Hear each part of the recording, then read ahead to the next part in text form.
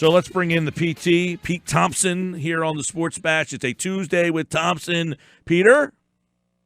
Michael, how are you? Good, man. How are you?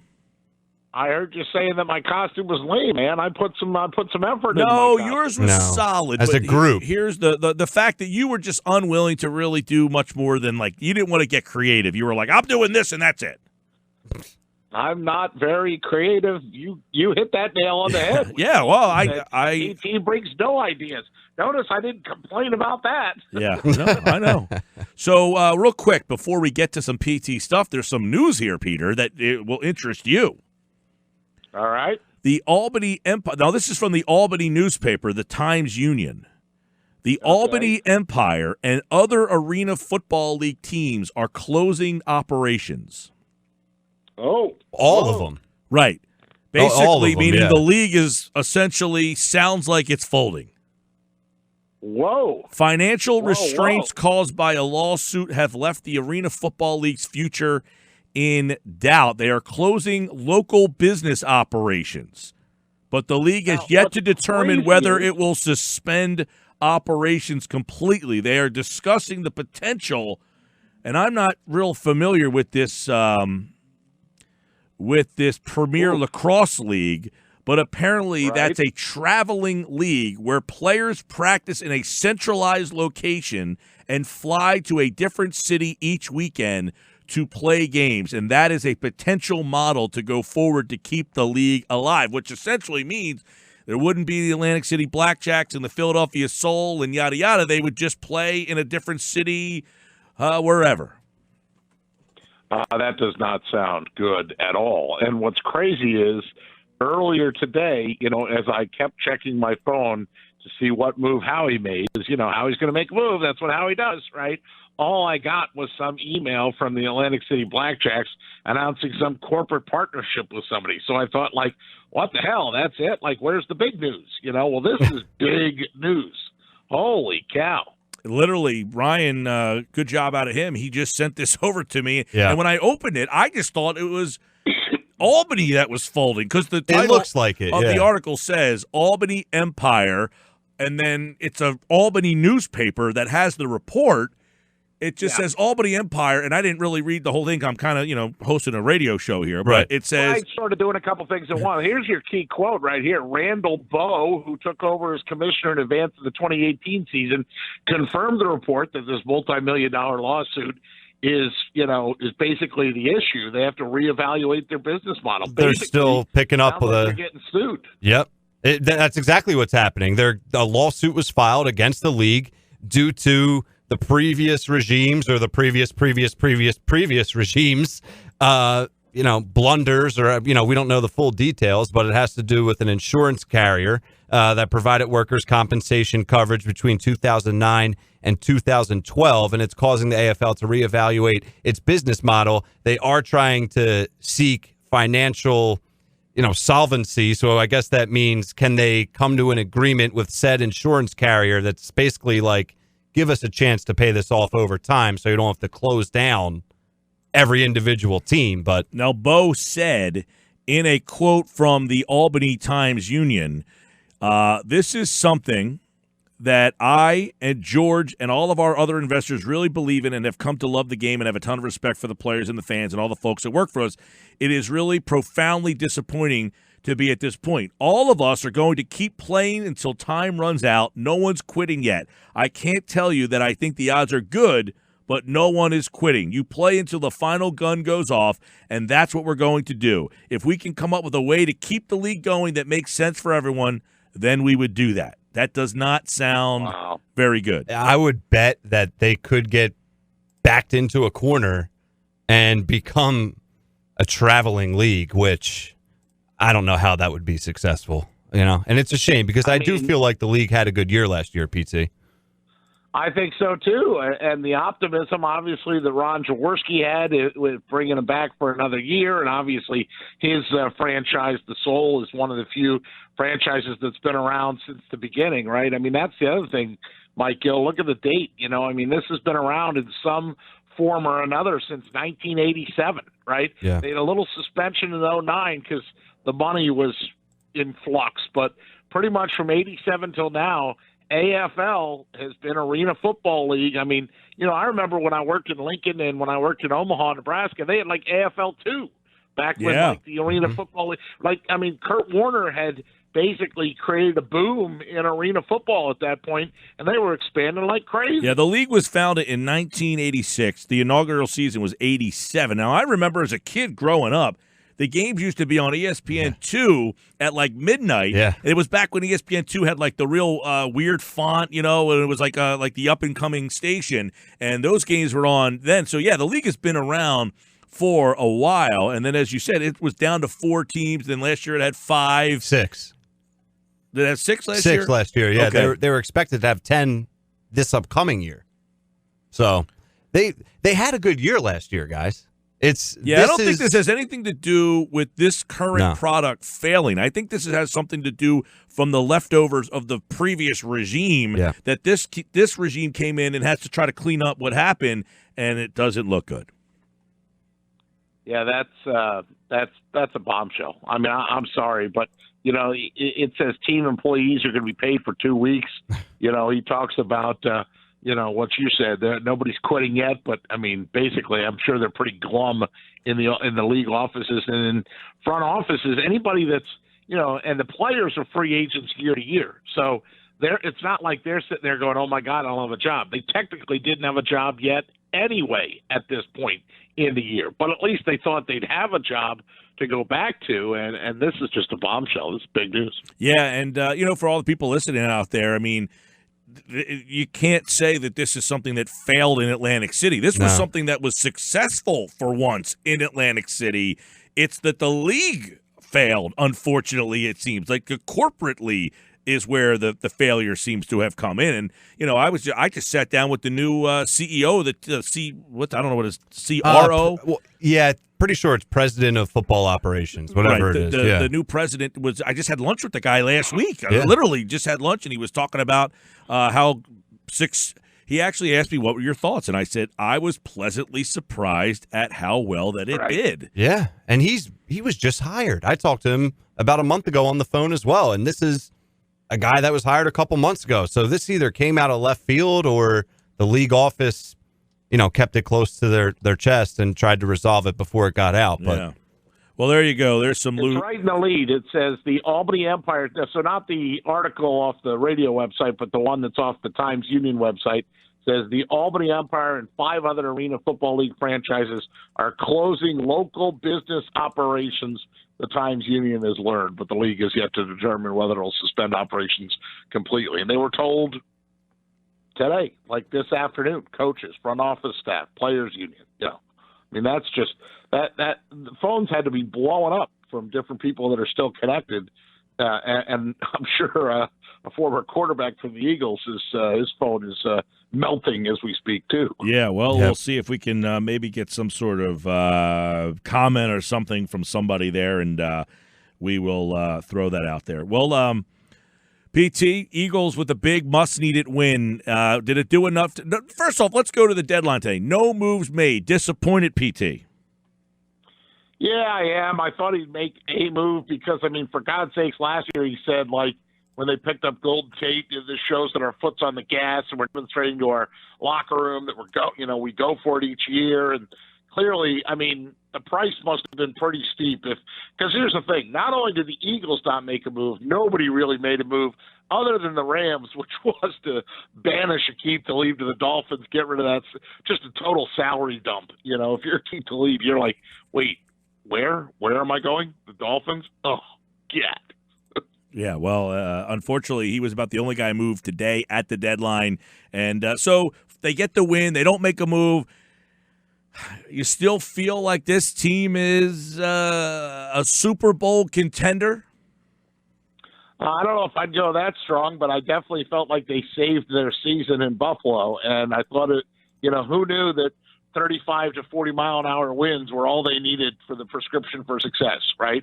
I mean, people always harp on Doug, run the ball, don't abandon the run. He had to run the football. I mean, the way the winds were gusting, for the most part, they had to focus on a running attack, including key runs by Carson Wentz. And I felt, there was one time maybe he led went forward. But most of Carson Wentz's rushes, it also comforted me to see him like go into that slide like right away. Like Carson year one would never have given himself up or gone into a slide. I feel like I've seen that more this season. I still feel like sometimes he holds onto the ball a little too long, and that pisses me off. But I overall thought that was an unbelievable game in adverse conditions. And if Miles Sanders is not as hurt as they think, what a weapon they could have between him and Jordan Howard and the 12 personnel. I heard you talking with John McClellan about Dallas Goedert and how important Dallas has been. Other than his drop in Dallas, he's been a key player out there, and that's because guys like Mac Hollins are so terrible.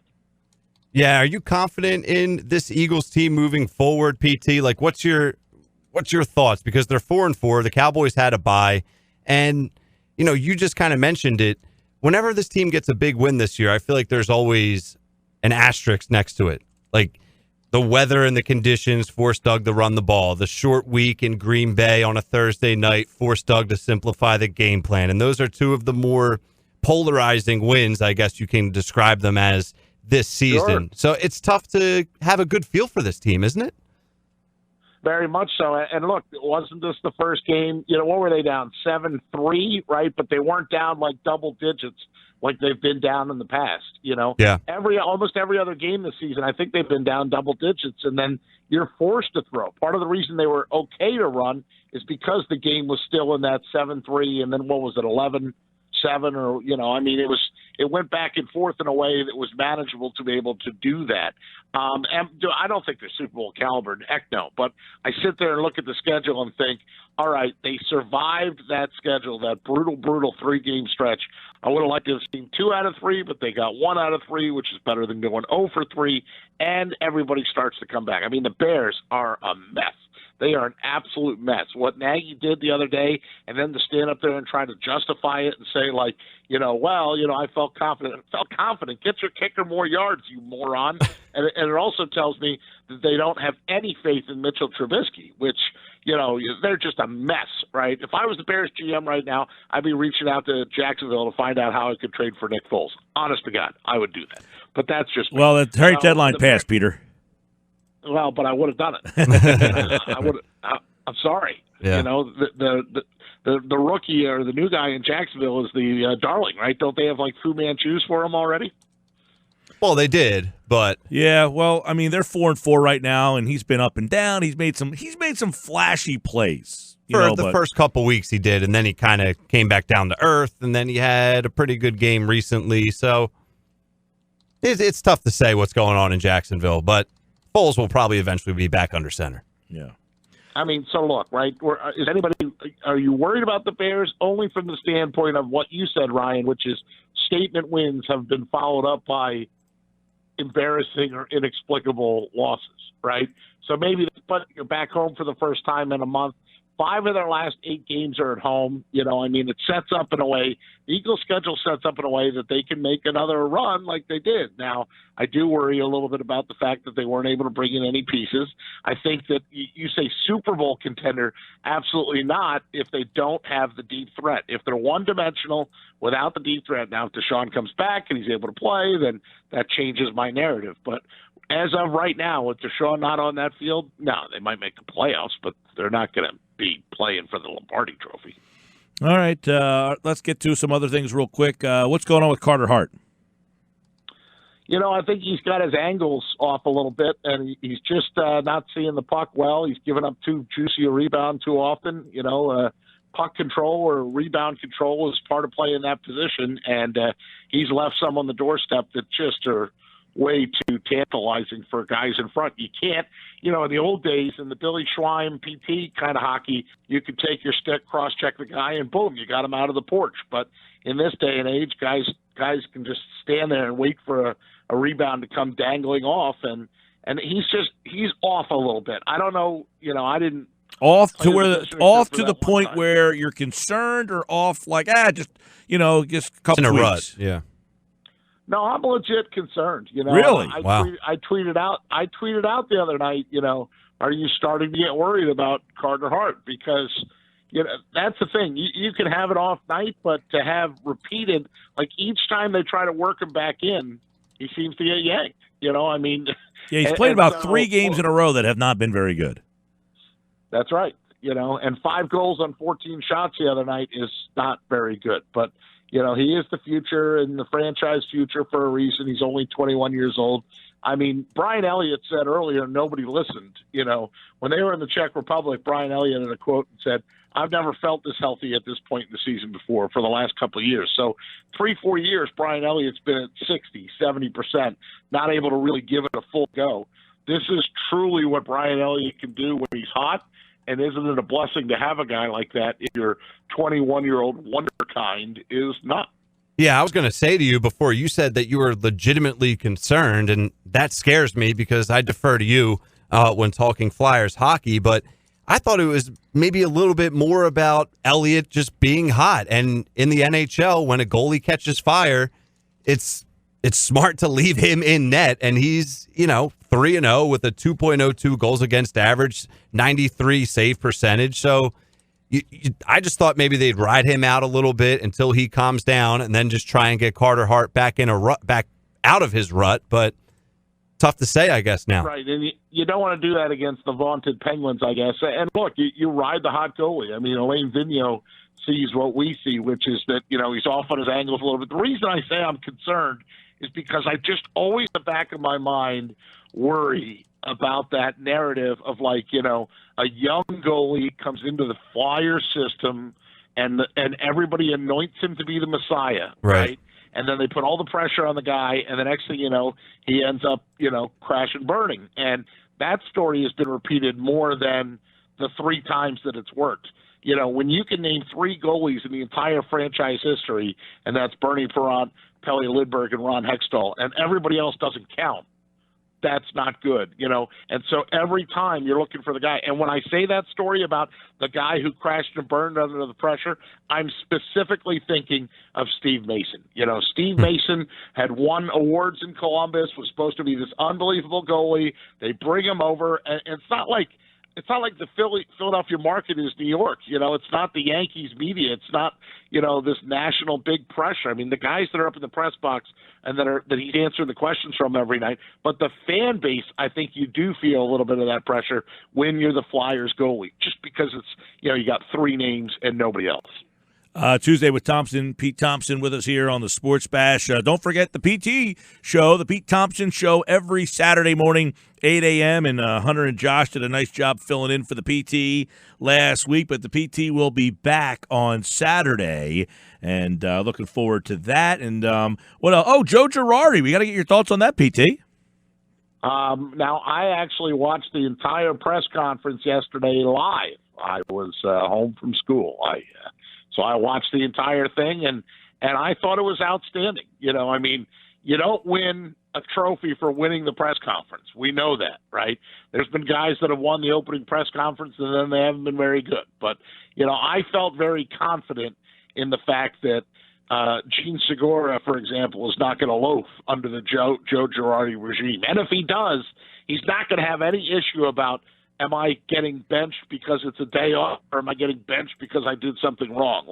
I believe that Joe Girardi is going to be a very clear communicator, and I love stories. I mean, there's a little bit of a reach when he's trying to tie himself to Philly and stuff in the beginning, but God bless him. I think that he was awesome in the press conference.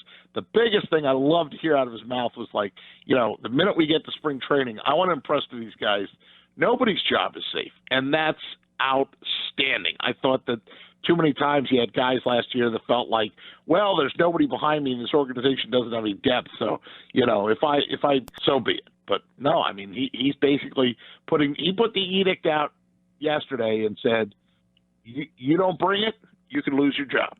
Great. Well, and I said before, yes, you can't win the press conference, but what you can do is, I think people wanted Kapler out because of his press. He didn't have a shot because of the press conference. People were just so unenthused by him from day one. So it makes it hard to win people back over, especially if you're not winning. Absolutely. And here's the thing.